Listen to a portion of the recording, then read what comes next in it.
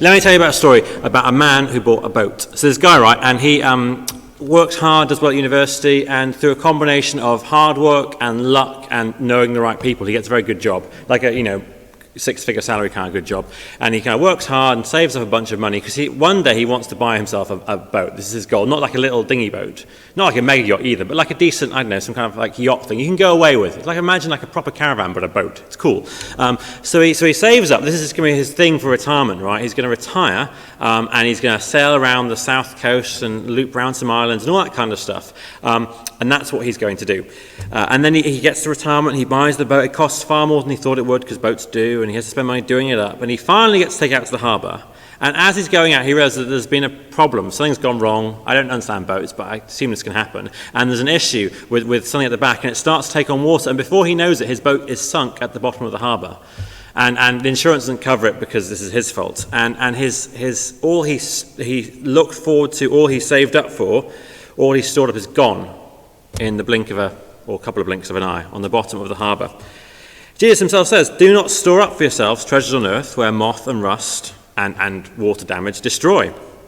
There's a famous drug baron in South America called Pablo Escobar, who's I think now dead, right? But for a while he was like the richest man in the world, if we could count his money, because it was all illegal. But he used to lose millions of pounds every few weeks by rats eating the money, because he couldn't put it in a bank, so he'd have to store it in like rooms, and rats would get in and they just chew stuff as rats do, and rats would chew up thousands upon notes a day. But he was like, "Oh, I'm a super rich drug baron, I can do what I want," but he'd be losing money to rats as they came in there, destroying it all. And again, Jesus' words, "Don't store up yourself treasures on earth where moth and rust and rats can break and destroy." Or I was reading about this guy in Germany who, and this happened a few years ago, he had spent a large amount of his life collecting pinball machines. You know, the ones you press the buttons at the side and the ball flies up and you get high scores. But that was his thing, collecting pinball machines. And he had this huge collection of them. 14 years he spent building up this collection. Lots of exclusive rare, I don't understand pinball machines, but you can imagine this kind of collection with rare, talked about on the internet with his friends on pinball machine forums and Facebook groups about pinball. Anyway, one night it catches fire, it all burns down, and because it's this weird kind of thing, pinball, they're not insured, and it's all gone. And his quote, I read this this is him writing this on this forum, he said, "It's all my life is gone. Everything I had is just gone in the puff of, smoke." That was it. His entire life had been invested into this possession, and bam, taken away overnight in a fire. We're not innocent of this behavior either. We get like a new gadget. It's really exciting. This is really good. I've got this this is what I needed in my life. I need this new phone or car or whatever it is, this new gadget, this new guitar. And then we drop it and the phone smashes, or the guitar breaks, or someone drives into the side of the car. And instantly it's gone like that. Or we go, what I really need is a proper good holiday. I'm not dismissing holidays at this point, but sometimes you put so much hope into this holiday. I'm tired and this will fix everything. A week away and it'll fix me. And you end up putting all your hope into this future holiday. And then something happens.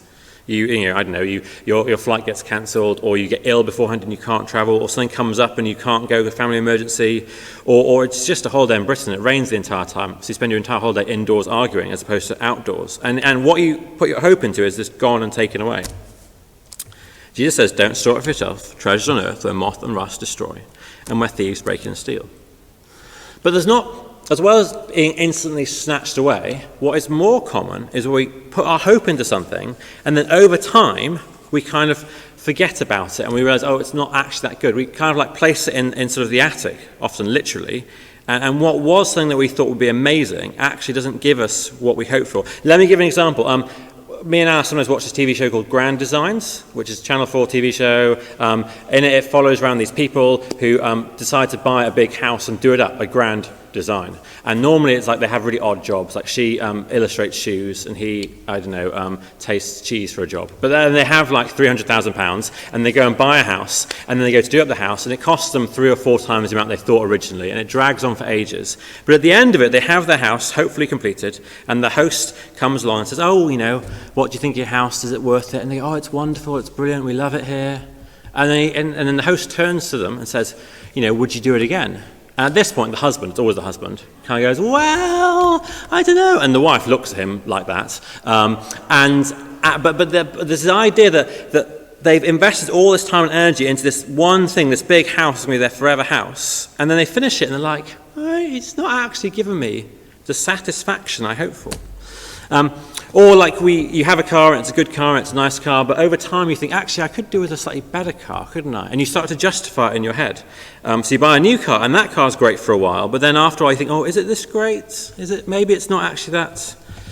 The people who are best at this in terms of marketing are like Apple. If you buy a new Apple phone, you're like, this is great, it's the best phone, it's a new iPhone, it's wonderful, it's amazing. And then a year later, you're like, oh no, this phone's rubbish now. Or, well, I haven't got the new phone.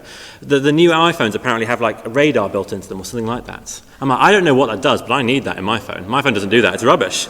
But that's how it works. They market it to you, and people say, if you just have this, you'll be happy.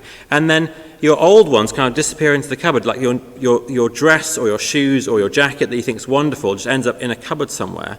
Or you buy a new gadget for the kitchen, I'm speaking to myself here, or you get some new toys if you're a kid and think this is a great toy, it's wonderful, but before long it's just put in an attic or put to one side. And what you thought would give you happiness doesn't anymore. Don't store it for yourself, Jesus says. Treasures on earth, where moth and rust and attics just take away and don't actually give you any happiness. This is what we're thinking about today. We're thinking about what do we do with all these possessions that we have, all the stuff that gets into our life. We're thinking a bit about how that works with money as well, although David will speak more about that next week. But just about the culture we live in is this materialistic culture where you're told you need to have more stuff. That's how marketing works. So you go outside and look at the posters, they'll be saying basically buy this, it'll make you happy. They won't use that exact phrase, but that's the implication of it all. And how do we live as Christians in this? And how do we live with our hearts when we want to buy more stuff? Just look down for a second. It'll hopefully appear on the screen at verse 24.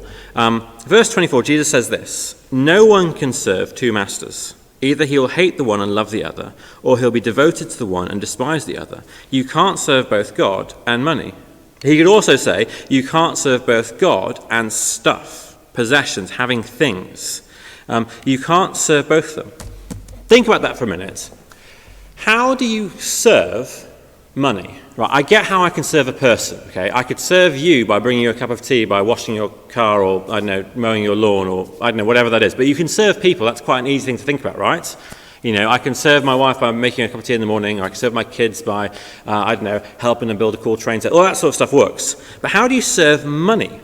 And I think you do it because money promises you, and possessions promise you, happiness and contentment and fulfillment. They say, if you have us, if you have money, if you have these things, that will make you happier. You'll be more satisfied in life. And so you work hard to get those things, to earn more money, to get that stuff, to save up, to take credit card debt, all that kind of stuff, to get these things. And they promise to give you happiness. But that promise is a lie, right? They won't give you happiness. The more money you have, the more stuff you have, inevitably the more you need a bit more. You kind of think, oh, I've got that now, but now I could do a little bit more. If only I had an extra thing here. That's good, but really what I need is this on top. You know, the cool, like, I know, gadget you got for your kitchen is great, but I need the attachments that go with it. The more you have, the more actually you end up desiring. You don't ever, I don't really meet rich people that often, but you don't hear of super rich people who go, oh yeah, you know what, I don't need anything else actually. They might say that, but they're still kind of accumulating other things. You know, they think, oh, it'd be great to have a pool at our house, we could use that. And then you need like a little room next to your swimming pool. And then you need like a little extra outdoor shed to make it work. And then you need, you know what I mean, you just add on more and more stuff. And you end up serving these things and they trap you in there. And so you're saying, look, you can't serve gold and money and possessions and serve God at the same time, because both of them are promising things. God is, you know, money is promising you can get happiness and success through having more of it. Possessions promise you can get more through having them. God promises you can get through more through having him. And so these things end up competing with each other. What's the answer to this materialistic world? Well, one thing people sometimes say is you just need to get rid of stuff. Get rid of things, live a simpler life, reduce all the way down to the bare essentials. There was a program on Netflix a few years back called, what's it called? It's Mary Kondo's, like, How to Get Rid of Stuff in Your House. I don't know actually what it was called. I should have looked that up.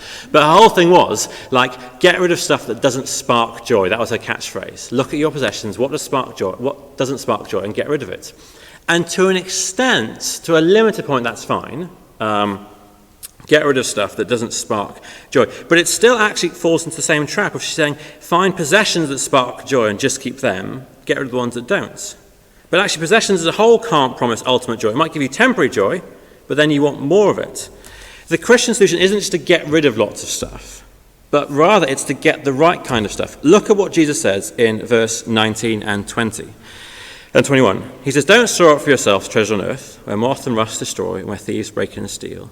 But store up for yourselves treasures in heaven, where moth and rust do not destroy, and where thieves don't break in and steal."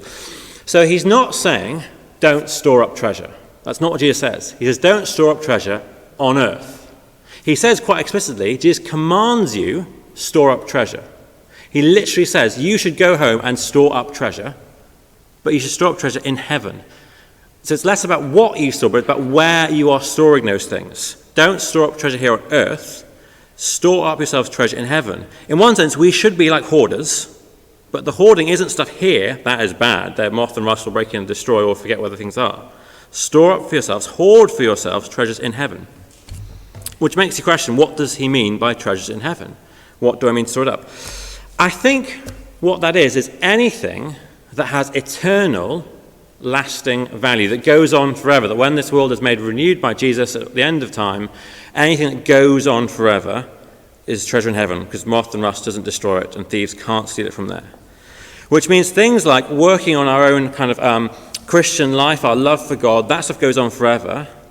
Reaching out to tell people about Jesus, that goes on forever too. That's a treasure that we'll have forever in heaven. Let me give an example of this from the Bible. In the book of Hebrews, the guy who writes Hebrews, we don't actually know who wrote it, but whoever writes it says at one point to these Christians, you joyfully accepted the confiscation of your property because you knew that you yourselves had better and lasting possessions. You joyfully accepted people coming in and taking your houses from you because you knew that in heaven you had a better possession there. You had a treasure in heaven better than your own house. So you don't mind losing your own house. You joyfully accepted it because you had a better house elsewhere. You see how their treasures in heaven, so they don't mind about their possessions here on earth. Or an example from more recent times, there's a guy just on the turn of the 1900s, right, about then, called Hudson Taylor. Hudson Taylor was a missionary to China. He's one of the founders of modern missionary movements, and he was back in Britain trying to raise money for the mission efforts over in China. And he gave a speech down in Brighton, and he gave like a talk in the evening, and he did not have a collection at the end of it, because that was his practice. He'd say there's a real need, but he wouldn't pass on a collection plate. And he'd hope that through the Holy Spirit, people would feel they needed to give and give money. Anyway, he goes home at the end of the night, goes to bed. The next morning, some guy seeks him out and says, look, I was going to fob you off with effectively 20 quid last night. But all night I've been praying to God and my conscience has been racked, so I'm going to give you instead all this money. And I think it's, in modern terms, about £20,000 he gives him. Now, that guy died shortly afterwards, the guy who gave him money. But you think, right, he could have kept that money for himself. And he could have spent it on, I don't know, a new house, a new car, a new kitchen, or whatever else you had in 1900s.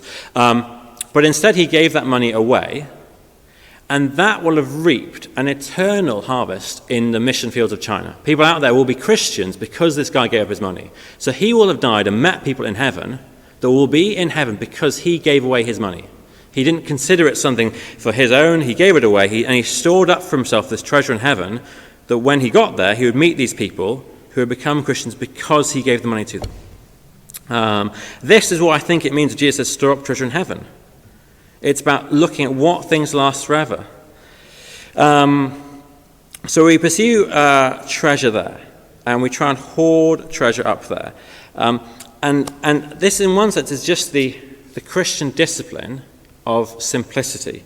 We're doing a series called Fit for Life, and we're thinking about how we live as Christians, how we get ourselves fit in the Christian walk.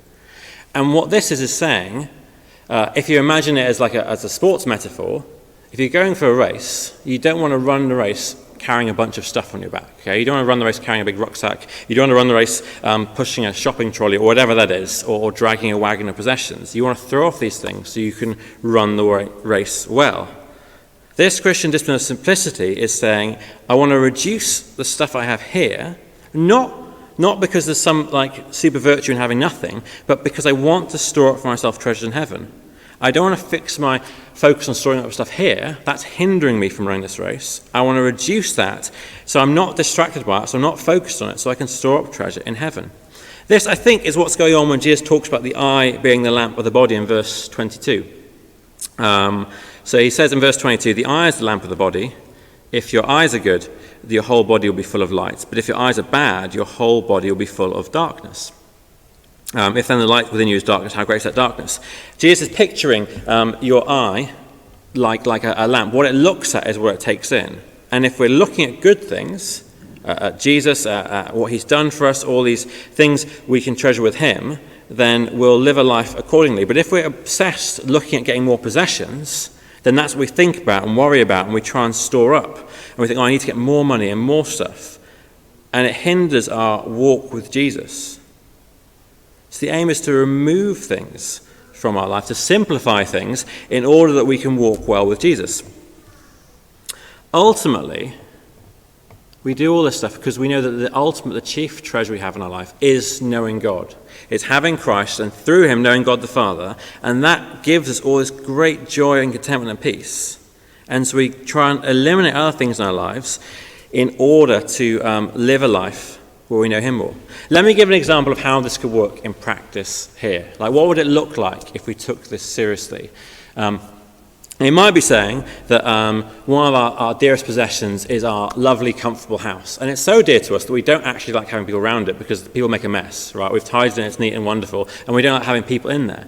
But if we say, no, I'm going to hold my possessions lightly, I'm not going to try and treasure my clean, tidy house, but I'm going to use this. It might be saying, actually, I'm going to invite more people in. I recognize right now, don't do that. That is illegal. But in the future, you're permitted to do that, right? And say, no, we will have people in. Or my beautiful garden that I don't want people to mess up. No, we will have people come around. They might drop the nice china, whatever it is. But these possessions are there so we can bless other people and gain eternal treasures. Or you might think, we have 2 cars. We don't actually need a second car. Is there someone we can give it away to who might need a car, which might help them? Is there someone who's coming to visit this country back from missionary abroad, or just someone who's poor in the church who could need something like that we'll give it to them, that we can get away with one car, even though it might make our life a bit awkward? Is it the thing we love, our possession that we get back is our time? We love having time and peace to ourselves. We give up some of it to spend speaking to someone on the phone or going for a walk in the park distance. Or is it tomorrow you're allowed to go sit down in the park with them? But that kind of thing. And saying, I'll give up some of my time in order that I can help this person and bless them, and so store up eternal treasure. You can imagine if the entire church, we all, and I include myself in this totally, because I need this. I'm preaching to myself. I love to keep things to myself. So if we all get this, then we can go, how much more could we give to foreign missions, to go out to talk about Jesus, to give to local concerns? How much more could we spend our time helping people if we held our own possessions lightly and considered them things that we could give away for other people? How much more could we bless the local community? Now, just as I finish, let me set you some homework, okay? In your house, you will probably have, I imagine most of us, somewhere where you store stuff you don't really need or use. It'll be in the attic or under the stairs or in a box, I don't know, somewhere. And this is stuff that you don't even know it's there. You'll open this and go, I forgot I had this. Do you know that thing I mean, right? Yeah, people are nodding, because it's true. You'll have that somewhere. That is stuff that it's the opposite of a treasure possession. You know, people said on the start of the chat their guitar was the thing they'd rescue from a file, or family photographs, or they'd rescue this. These are treasured things, right? We are not talking about that. We are talking about the things you don't even know you still have. This week, get rid of that. Find someone you can give it to, put it in a box to save when the charity shops reopen, recycle it, even, I don't know, put it in the bin if that's what has to be done.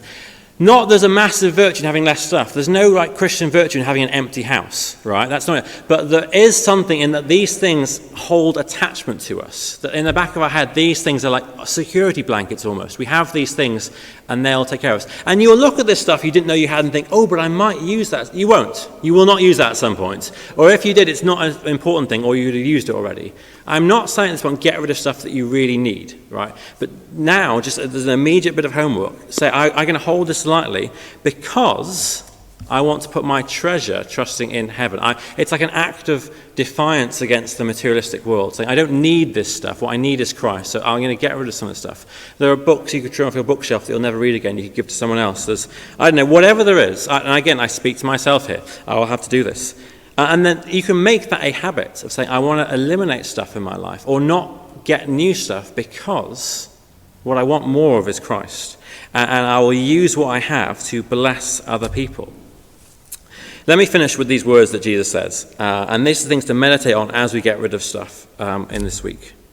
Don't store up for yourselves treasures on earth, where moth and rust and vermin and water and the rest of it destroy, where thieves break in and steal, where we just forget about them and ignore them. But store up for yourselves treasures in heaven, where moth and rust don't destroy, and where thieves don't break in and steal. Let me pray for us. Heavenly Father, thank you that you have given us rich treasure in heaven, and thank you that we can have it there securely with you. Thank you that against all this world says we don't actually need all the stuff that we have, and Lord, help us to use it as something to gain eternal treasure. Father, teach us the virtue of living simply with great simplicity, Lord. Amen.